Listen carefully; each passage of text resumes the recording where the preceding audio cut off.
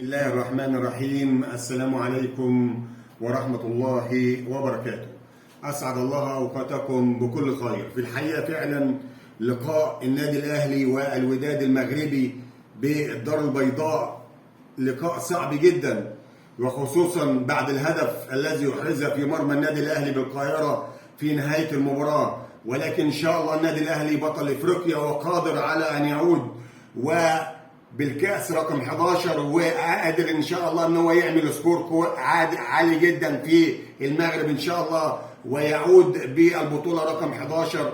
الحقيقه فعلا ان شاء الله النادي الاهلي هيربك حسابات الوداد المغربي زي ما بقول لحضراتكم دلوقتي، وهيفاجئ الجميع بما فيهم الجمهور المصري ان هو ان شاء الله هيهاجم منذ بدايه اللقاء ويضغط على فريق الوداد المغربي عشان يربك حسابات فريق الوداد المغربي ويربك حسابات مديره الفني ان شاء الله مستر كولر.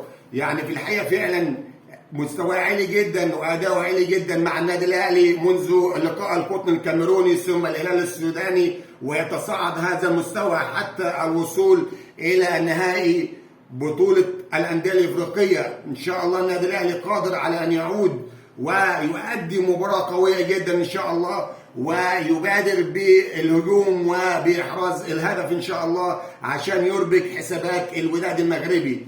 الحقيقة فعلا إذا في حدث انكماش في النادي الأهلي ودافع منذ بداية اللقاء، ده هيبقى مشكلة كبيرة جدا مع الضغط الجماهيري. عارفين ان فرق شمال افريقيا سواء الأندية او المنتخبات في تونس والجزائر والمغرب الشقيق الحقيقة فعلا بتعتمد منذ بداية اللقاء على الضغط الجماهيري والتشجيع الحماسي جدا. شفنا هنا في استاد القاهرة يمكن 500 واحد او 1000 واحد صوتهم كان اعلى من الجمهور المتواجد في استاد القاهرة. ليه؟ لانهم عندهم حماس عالي جدا في التشجيع منذ بدايه اللقاء حتى نهايته. ولكن ان شاء الله مستر كولر هيفاجئ الجميع ويهاجم ان شاء الله ويضغط من خط الوسط ان شاء الله عشان يعود بالبطوله رقم 11 ان شاء الله. احنا كلنا ثقه في الجهاز الفني للنادي الاهلي واللاعبين، وان شاء الله النادي الاهلي قادر على ان يعود بالبطوله رقم 11 ويفوز على الوداد المغربي في الدار البيضاء بالمغرب ان شاء الله.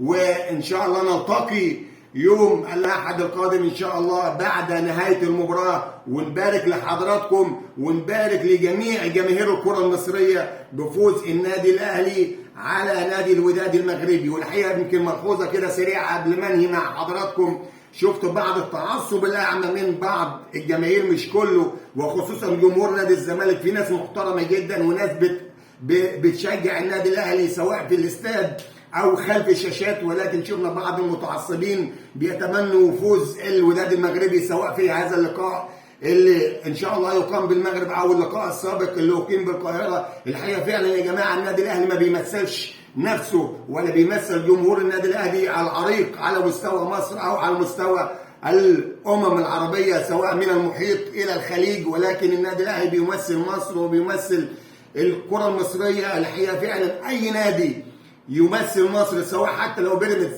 او اي نادي، يعني زي ما بقول لحضراتكم لو اسوان ان شاء الله هنشجعه وهنبقى معاه. احنا مش عاوزين هذه العنصريه المصطنعه. الاهلي الزمالك كل بيت فيه مشجع سواء في الاهلي او في الزمالك، كل بيت فيه مشجع بيمثل.